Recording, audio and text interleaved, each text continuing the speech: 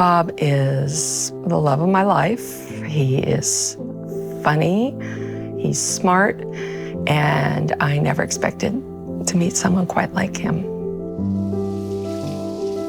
His incontinence was part of our lives. Some of those indignities and having to deal with the issues around incontinence are a daily struggle, an hourly struggle, and it's something the two of you suffer through together. In some ways, it kind of wore him down, but he just soldiered on. If he'd known he could have had a solution to it sooner, he would have taken it at the very earliest moment to never have had to suffer that.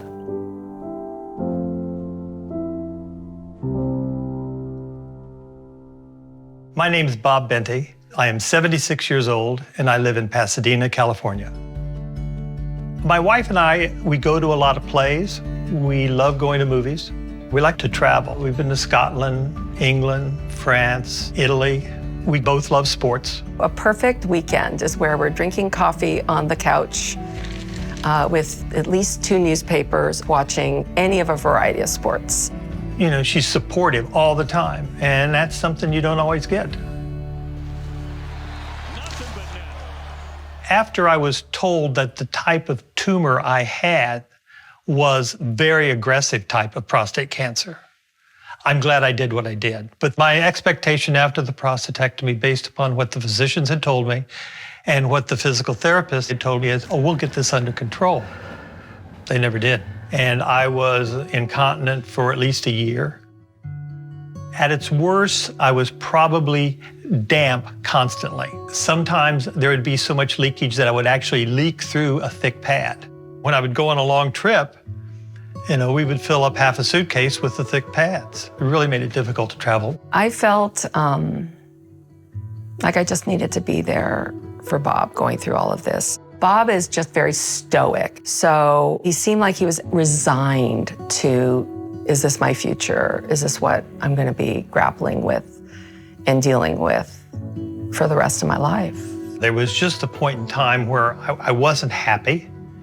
And the urologist I was seeing at that time at the urology center said, see Dr. Doyle.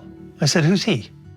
Most patients that come see me out of my practice have been leaking for years. And the most common response is, Doc, I've been leaking this entire time, and no one ever told me that something can help me. I look at it as fortuitous random chance that this one urologic resident said, you need to see Dr. Doyle.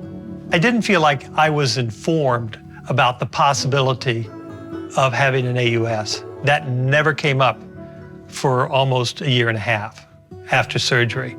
I think had that been explained to me early on, I would have been a lot happier. So I got to know Bob, and I showed Bob exactly how we could make things better for him.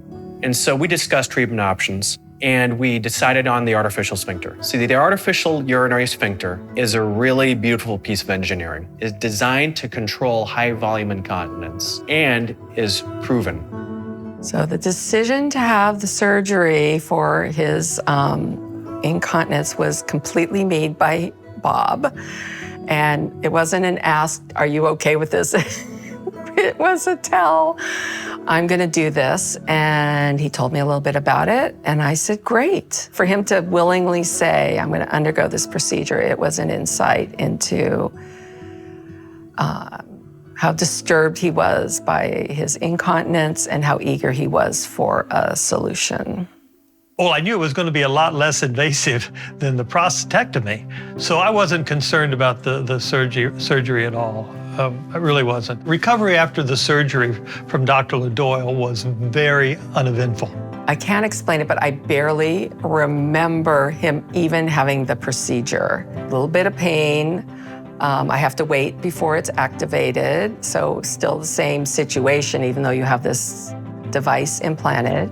And once it was activated, then life-changing. All of a sudden, I was dry.